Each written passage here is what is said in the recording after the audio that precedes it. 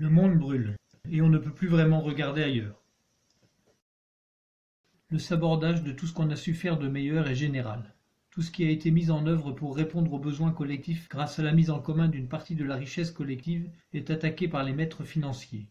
Tout ce qui ne génère pas de dividendes est stigmatisé comme une charge pour ceux qui investissent et qui affirment être ceux qui créent la richesse. Les services publics représentent une part importante de la richesse produite au service de l'intérêt général. Pourtant, on ne parle des services publics qu'en termes de coûts calculés en part de PIB. Tout service délivré sous la forme d'un droit accessible à toutes et tous, hors des échanges marchands, est considéré comme une charge pour la collectivité. Le même service assuré par une structure privée, qui le vend et l'inscrit dans ses chiffres d'affaires, est considéré comme une production de richesse. En fait, la seule richesse que les services publics ne produisent pas est celle qui va dans les poches des actionnaires. C'est pourquoi les services publics sont la proie de toutes les déconstructions, de toutes les privatisations, de toutes les mises en état de faillite, sauf pour l'armée et la police. La sécurité sociale a été mise en œuvre en 1946 par Ambroise Croizat, alors ministre du Travail communiste, pour que personne ne connaisse plus la peur du lendemain. Elle a été organisée et gérée jusqu'en 1967 par et pour les assurés sociaux à travers les syndicats ouvriers élus dont la CGT était majoritaire. Elle était alors essentiellement financée par les cotisations sociales, partie du salaire de chacune et chacun, mise en commun pour répondre aux besoins de toutes et tous. Les syndicats géraient ainsi pour la Sécu un budget supérieur à celui de l'État. Cette Sécu, telle que nous voudrions la reprendre en main, a été attaquée dès sa création pour être remise au service des intérêts financiers. Aujourd'hui, la Sécu est pilotée par l'État grâce à la loi de financement annuel de la sécurité sociale et au financement par l'impôt plutôt que par les cotisations. Par la volonté de l'État, les prestations sont réduites, les prises en charge sont transférées aux mutuelles qui fonctionnent comme des assurances privées, les exonérations de cotisations patronales creusent le soi-disant trou de la Sécu, l'âge de la retraite est repoussé, les durées d'assurance chômage sont réduites. La santé publique est progressivement limitée à la prise en charge au plus bas prix, sous contrôle et sous conditions, des soins des plus démunis et des personnes à haut risque. Et le marché des soins redevient, plus que dans d'autres pays, un objet de profit avec une qualité proportionnelle aux ressources des personnes concernées. Et notre système de démocratie représentative, fondé sur les élections, est au service de ce grand naufrage. Aujourd'hui plus qu'hier, les lobbies financiers ont une emprise quasi toute puissante sur les élus, sur les lois comme sur la pensée collective à travers les grands médias. Qu'il s'agisse de démocratie participative, de référendums d'initiative partagée et de conventions citoyennes comme celle pour le climat, les vraies fausses tentatives pour donner plus de place à la population dans les débats et dans les décisions publiques sont loin d'être en capacité de faire contre-pouvoir. Et sans transformation profonde du fonctionnement parlementaire, l'abolition souhaitée du 49.3 risque de rendre toute décision politique vraiment transformatrice difficile à concrétiser, particulièrement s'il s'agit d'imposer la justice sociale, d'engager la bifurcation écologique à la hauteur des besoins et de faire rupture avec le néolibéralisme et l'ultralibéralisme autoritaire. Les maîtres du système qui nous propulsent vers un chaos annoncé sont aujourd'hui en position de force et ils le savent. Alors comment reprendre le pouvoir sur notre devenir commun ? Face à l'ampleur des transformations nécessaires pour relever ensemble les défis du XXIe siècle, les simples adaptations du système et des pratiques démocratiques existantes ne peuvent pas suffire. Nous avons besoin d'un changement de cap plus radical. La proposition que nous souhaitons partager est de diversifier les pratiques de démocratie active et décisionnelle à tous les niveaux de l'organisation sociale. L'objectif est de décider collectivement de tout ce qui relève de l'intérêt collectif et du bien commun. Au sein des institutions comme au sein des entreprises, nous voulons décider comment répondre de la meilleure manière aux besoins essentiels de toutes et toutes. Nous voulons décider comment réduire les dégradations écologiques autant qu'il sera possible. Mais sachant que tout le monde ne peut pas délibérer sur tout et à tout moment, nous proposons d'associer au système fondé sur les élections d'autres formes de démocratie avec des instances tirées au sort et des référendums pour valider les décisions les plus engageantes. À l'inverse de l'élection, le tirage au sort n'implique ni la mise en compétition des idées, ni la valorisation des personnalités dominantes, ni aucune stratégie pour rester au pouvoir. Dans un cadre de parole et d'élaboration collective, respectueux de chacune et de chacun, avec une formation approfondie sur les sujets concernés et avec un réel pouvoir de décision, les groupes de personnes tirées au sort développent une compétence que le chercheur Jacques Testard appelle l'humanitude. Comme pour les jurés d'assises, les personnes qui sont réunies pour répondre à des questions déterminantes pour la vie de leurs semblables s'investissent au-delà de leurs intérêts personnels dans la recherche collective de ce qui est le plus juste et le plus approprié pour le bien commun. La mise en place d'instances démocratiques tirées au sort qui prennent part aux décisions collectives de manière complémentaire aux instances élues pourrait ainsi ouvrir la voie à une nouvelle manière de décider et de gouverner. Changer de système, oui, mais comment?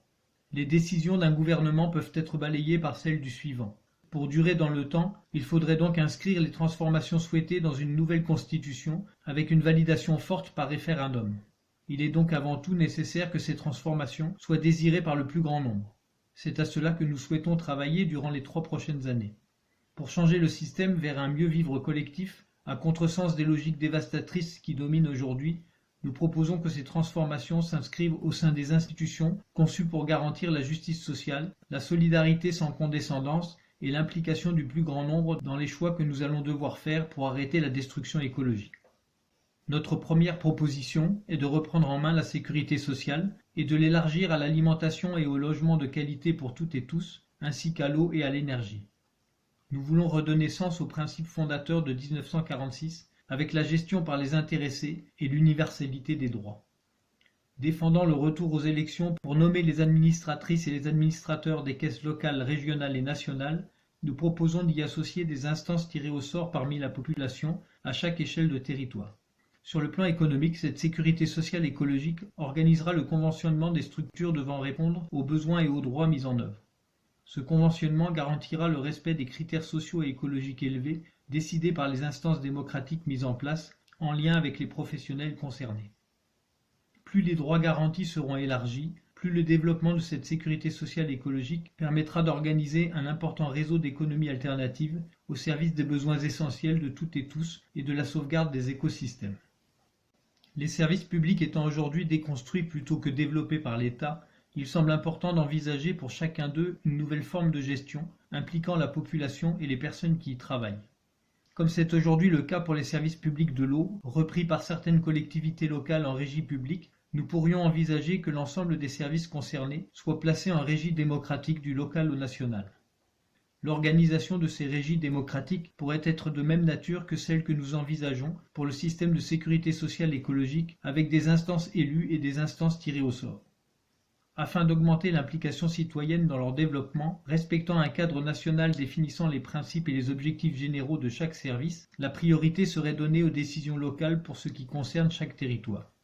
Les niveaux régionaux et nationaux interviendraient pour les décisions nécessaires à la coordination et à la mise en commun des moyens permettant de garantir le bon fonctionnement global et l'équité entre les secteurs géographiques. Sur cette base de gestion démocratique, hors logique de profit, l'objectif est d'étendre les services publics à tous les secteurs permettant de répondre aux besoins essentiels de la population en lien et complémentarité avec le réseau d'économie conventionné développé dans le cadre de la sécurité sociale écologique pour les activités qui la concernent. Pour que la gestion démocratique de la sécurité sociale écologique et des services publics puisse être porteuse de véritables transformations sociales et écologiques mettant l'économie au service du bien commun, il est indispensable que le pouvoir d'élaborer les lois et de définir les budgets échappe au lobby financier qui domine aujourd'hui les institutions et le Parlement. Dans un contexte de tripartition entre bloc néolibéral, bloc d'extrême droite et bloc social et écologique, ou face à une possible alliance entre la droite libérale et l'extrême droite, il semble nécessaire d'envisager d'autres modes d'organisation du Parlement qui permettent d'améliorer et de dépasser le seul cadre électoral. D'une part, le rôle de l'Assemblée nationale élue pourrait être renforcé et les pouvoirs du gouvernement et de la présidence réduits. Pour être mieux représentatif de la population, l'Assemblée nationale pourrait être élue par un système plus proportionnel. Et pour réduire l'abstention, il pourrait être décidé de donner un plus grand poids au vote blanc en optant pour le tirage au sort de députés en proportion de celui-ci. D'autre part, le Sénat pourrait être transformé et constitué par tirage au sort parmi la population. Ce Sénat tiré au sort aurait le pouvoir de proposer des lois. Les propositions du Sénat pourraient être amendées par les députés, comme celles de l'Assemblée des députés par le Sénat. Ce fonctionnement équilibré pourrait donner un nouveau souffle au travail législatif du Parlement. Ce Sénat tiré au sort pourrait être renouvelé par tiers tous les ans. Il pourrait décider de convoquer des conventions citoyennes tirées au sort concernant les sujets de son choix. À cela pourrait s'ajouter le recours au référendum pour trancher les décisions non consensuelles entre l'Assemblée nationale et le Sénat. Le référendum d'initiative citoyenne pourrait être aussi institutionnalisé. L'ensemble de ce panel démocratique pourrait permettre de rompre avec l'emprise actuelle des puissances dominantes sur l'élaboration des lois.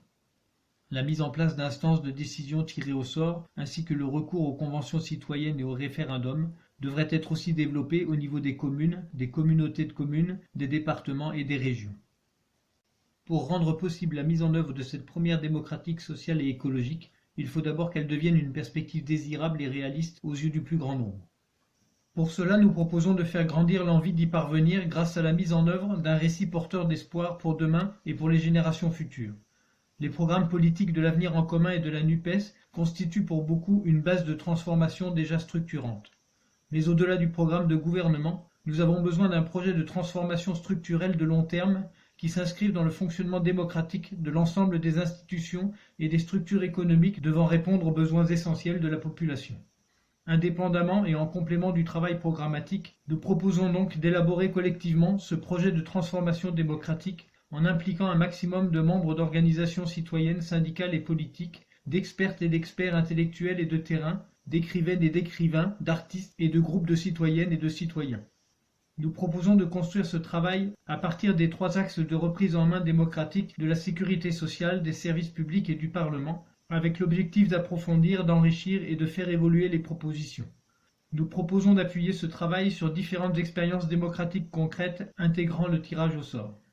Afin de montrer que la bifurcation souhaitée est à notre portée, nous prévoyons la réalisation de plusieurs œuvres et ouvrages permettant de partager le fruit du travail effectué et de nourrir l'imaginaire collectif sous la forme de récits parlants aux esprits et au cœur du plus grand nombre. Pour qu'un tel projet puisse réveiller l'élan nécessaire, nous avons besoin d'une perspective de mise en œuvre réaliste. Nous choisissons donc d'agir aussi en faveur d'une union citoyenne et politique porteuse de ce projet de transformation démocratique complémentaire du programme de gouvernement soutenu ensemble, qui soit en capacité de l'emporter lors des élections présidentielles et législatives de 2027. Nous souhaitons agir pour que les partis politiques de gauche sociale et écologiste coopèrent pour construire l'avenir avec toutes les personnes et les organisations qui veulent rompre avec les logiques qui détruisent les équilibres humains et écologiques. Pour un grand nombre, la NUPES a ouvert un espoir dans ce sens. Mais face aux difficultés pour la faire durer et pour lui donner la force créative nécessaire, nous proposons d'organiser cette union avec les partis politiques et les organisations citoyennes et syndicales concernées sur la base des fonctionnements démocratiques que nous voulons mettre en œuvre à l'échelle du pays. Concrètement, cette union pourrait être structurée de manière à ce que toutes les personnes souhaitant aboutir au changement de cap visé puissent en devenir membres. Il semblerait aussi important de prévoir comment les organisations citoyennes et syndicales pourraient y être associées.